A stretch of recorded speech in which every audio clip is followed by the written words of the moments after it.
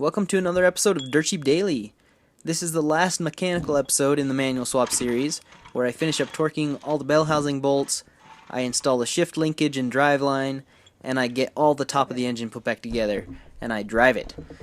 I will have a rear diff install episode airing in the next couple of weeks. I didn't have to worry about the rear diff matching the transmission because I converted it to rear wheel drive. If you're planning on doing a manual swap yourself, you will have to swap differentials unless you convert to rear wheel drive. I will also have a full episode detailing everything you have to do for the wiring to get your car up and running without any thrown codes. I'm going to put all that together in one episode so it's easy to access, and you'll know everything you need to do wiring-wise. So, I just reinstalled that bracket that we had to take off, and I installed my clutch cable so it goes down. It'll pop out right beneath your brake booster, and it just comes down and loops up just like that. To get it on, you're probably gonna have to loosen these and then just tighten it up. I think I still need to tighten mine a little bit. For now though, that's good enough. So now I need to bolt this all the way in. I need to slide this one in over here. Whoops, lost it. There we go. Pretty sure I don't need it, and I don't think I'm gonna put it on because I don't need it. And then I have this chassis ground I need to bolt onto something, so that looks like, oh, that might work right there. It's gonna be tight putting it on right there, but it should work. It'll do what I need it to. So, I'm gonna feed it through that one first, and then that one isn't actually a full one, so I'm just gonna ram it in, and that'll just sit there like that.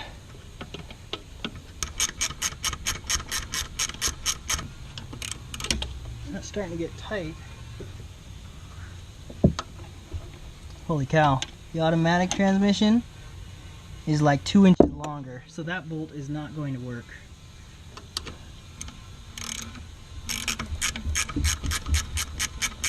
The bell housing on the automatic is like 1.5 inches thicker than the bell housing on the manual, and so this bolt is about 1.5 inches too long. Now I'm pretty sure I brought that bolt with me from the junkyard. I need to go find it really quick in this pile of bolts.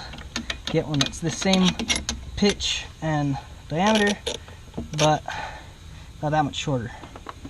And I got it.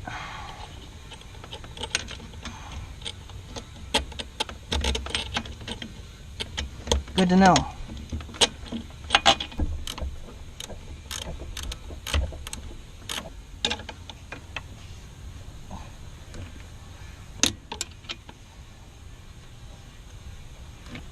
Now you can route this ground wire anywhere. Oops. And so if I were to do this again, I would probably mount it right here. I don't know if that would give me enough room. Anyway, I'm gonna leave that. It might break with how tight it is and just with normal engine flex. We'll see though. I'll keep an eye on it. If it breaks, I can extend it and call it good. Next, we're gonna stick this guy on. Reach down and find him. Starter. Put on the lock washer and tighten down the nut. When I was underneath, I already plugged in that secondary plug. It was pretty easy to get to, so I did it from underneath. That's a 12.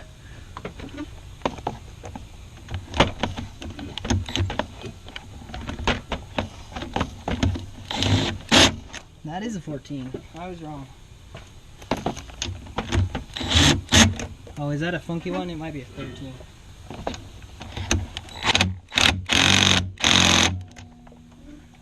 It was a 13. That's weird. I guess it's an aftermarket starter. So that's why.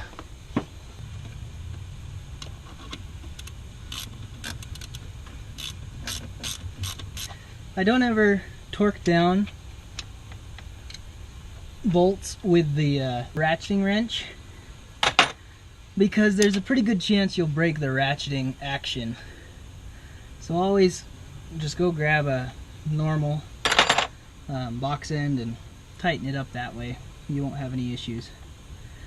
Okay, so I think that is all up top. Okay, so I'm actually going to put in that dog bone.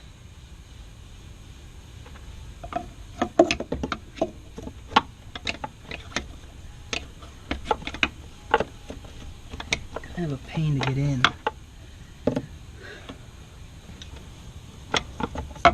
It's a monster pain to get in, holy crap. How are you supposed to do that? Our speed sensor is plugged in. All our bolts on the engine, on the bell housing are tightened and torqued. Our transmission cross member is bolted in and torqued. What's left, I'm going to put in the driveline right now while it's still pretty light out. Get it all bolted in. I need to put on my shift linkage before I put on my driveline. I think. I'm pretty sure because the driveline covers up the shift linkage. So yeah, I need to put the shift linkage on first. So let's get to that. Let's do something that, I don't know. Instead of just tightening bolts, let's put the shift linkage in. Because that'll help. That'll help me stay motivated. So, I didn't realize it, but this bottom bolt on the back of that transmission that lets you bolt this shift linkage on, it's right in the way of the transmission mount. So you can get a ratchet to it, or a wrench to it, but you can't loosen it enough to actually get it out because the transmission cross member is in the way. So I just cut it so that I can just slide it over that nut and then tighten it up, and it'll work just fine. But if you can, leave this on and just unscrew it right here. That way you won't have to worry about this bolt. To get this up, you just slide that over the top of the transmission. The transmission cross member. So you get that up there.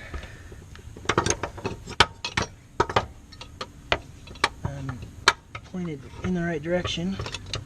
Then take this guy and ram it up into the hole. We're going to bolt the plate part onto the transmission.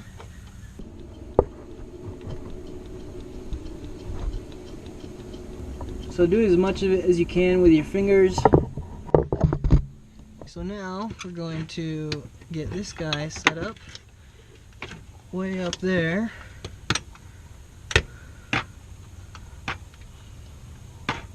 Like that. And get your bolt ready to go through.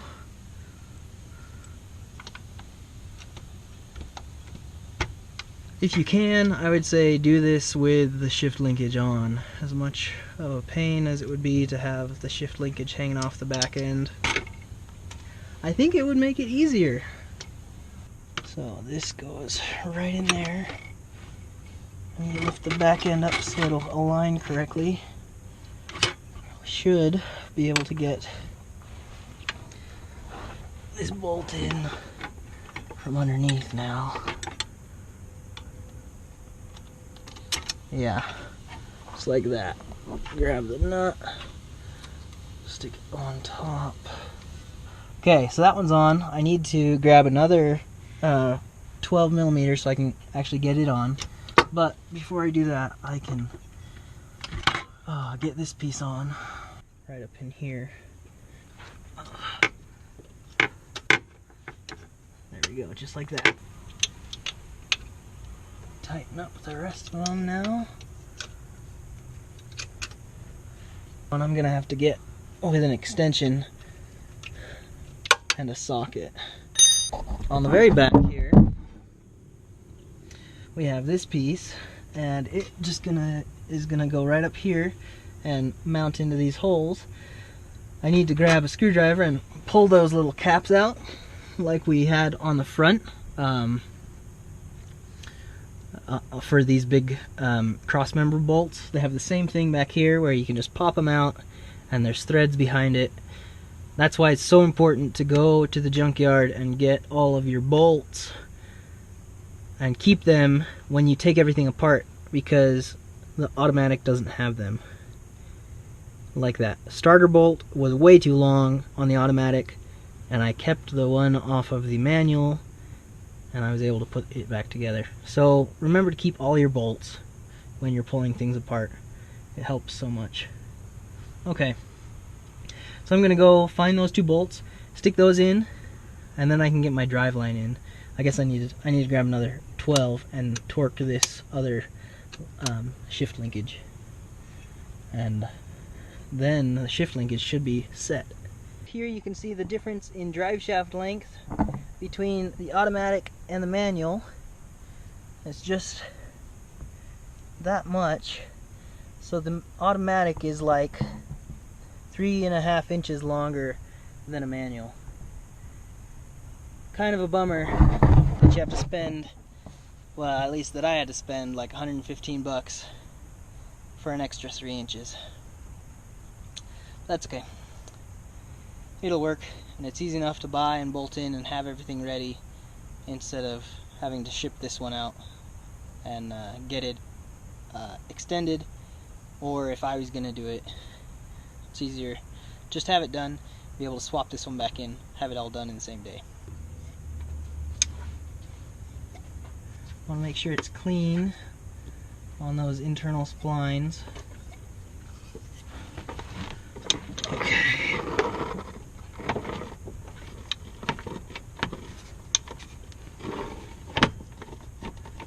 There we go. Kablooey. Okay, so it doesn't want to be in all the way because we want to be able to get these bolts in. So now I gotta find these bolts. They're long ones right here.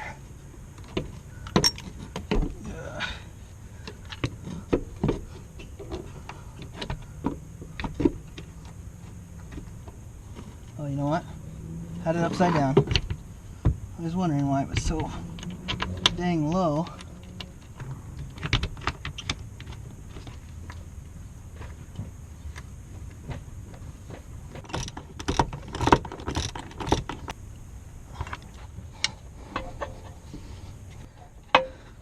There we go. And these go in with the nuts on the rear part, facing the back of the car.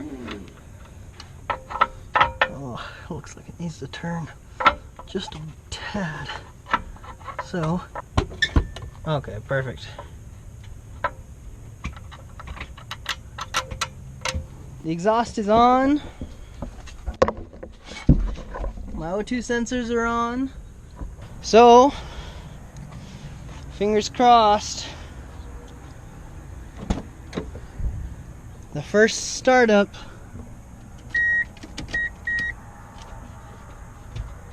Sure, we're in neutral.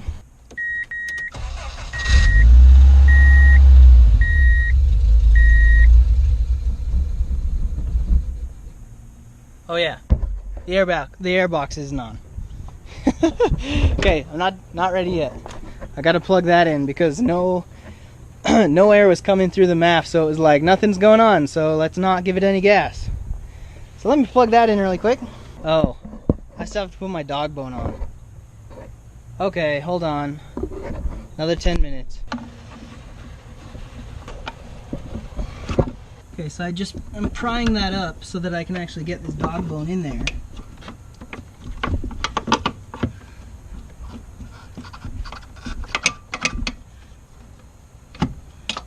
go.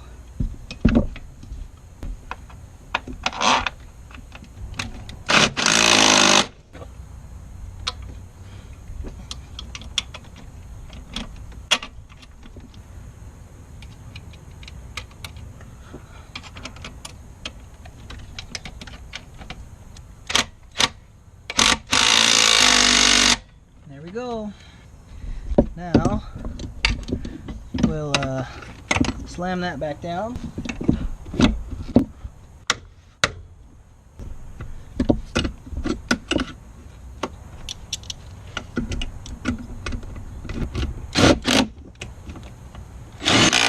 Now we'll put our valve cover breathers back on. Route them kind of how you think they're supposed to go.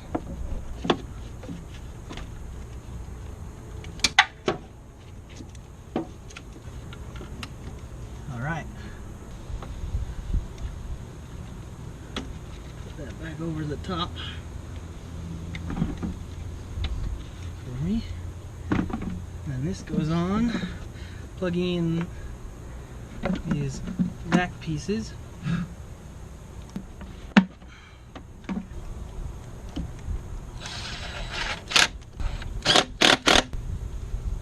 Now we're ready to start her up and have it stay on.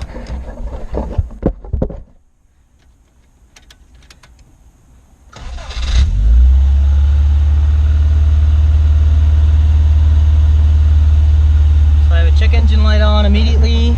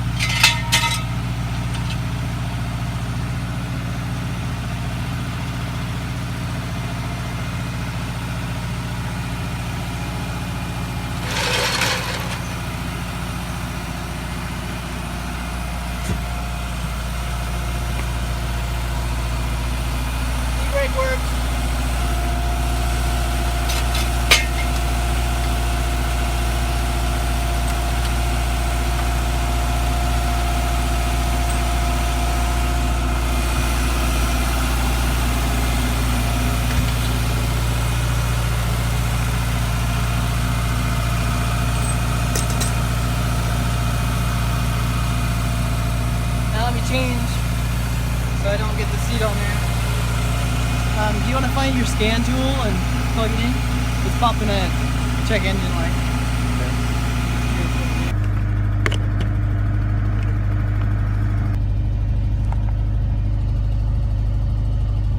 What's it saying? Auto trans diagnosis.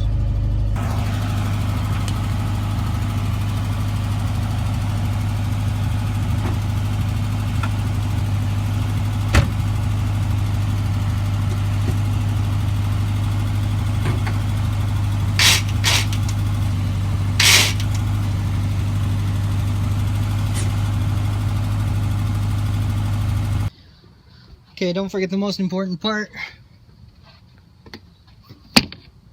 Put in your gear oil. We almost forgot. Takes a while, but you'll know for sure as soon as you start trying to drive it if it doesn't have gear oil in it.